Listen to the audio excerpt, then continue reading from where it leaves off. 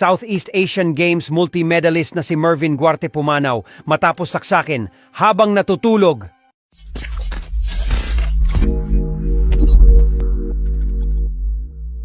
Ang veteranong miyembro ng Team Pilipinas at Southeast Asian Games multi-medalist na si Mervin Guarte binawian ng buhay matapos umano pinagsasaksak hanggang sa mamatay ng hindi pa nakikilalang suspek habang natutulog noong Lunes sa Calapan City, Oriental Mindoro.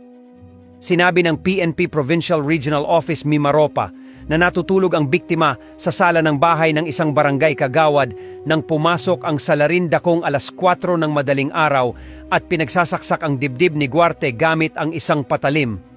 Mabilis na tumakas ang suspek sa hindi malamang direksyon matapos ang krimen. Si Guarte, isang Air Force, ay nakatawag ng tulong at isinugod sa malapit na ospital bago ito nawalan ng bisa. Ito ay isang malagim na pagkamatay sa isang atleta na nagdulot ng karangalan sa bansa kasunod ng isang pares ng CA Games na gintong medalya sa obstacle racing at ang parehong bilang ng mga pilak na medalya sa athletics. Ang insidente ay umani ng buhos ng pakikiramay mula sa mga kaibigan at kapwa national team mainstays, kabilang ang Olympic boxing medalists na sina Nesty Petesio at Yumir Felix Marshall.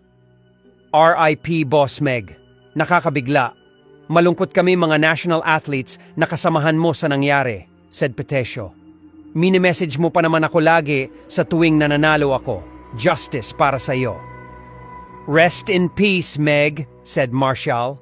Mourning for our one of the medalist athletes from Patafa to obstacle for his untimely demise.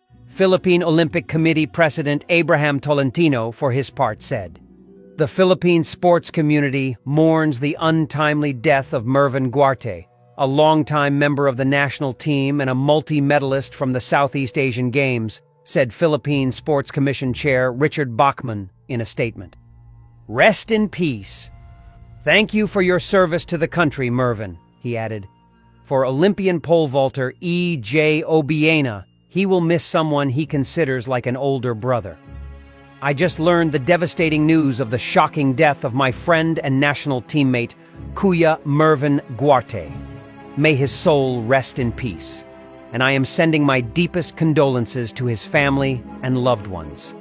What a tragedy. Only 33 years old. This is another poignant reminder to us all that we must embrace every day as a gift, as tomorrow is never guaranteed. Blessed to have shared the track with you.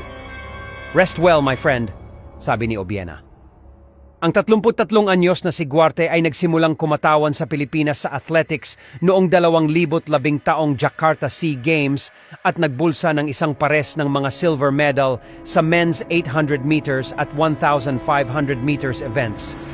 Lumipat siya sa obstacle course racing noong 2019 at nakuha ang kanyang unang SEA Games gold nang i-host ng Manila ang biennial meet 6 na taon na ang nakararaan matapos ang paghahari sa men's 5-kilometer race. Nasungkit ni Guarte ang isa pang ginto sa 2023 SEA Games sa Cambodia matapos iangkla ang OCR men's relay team.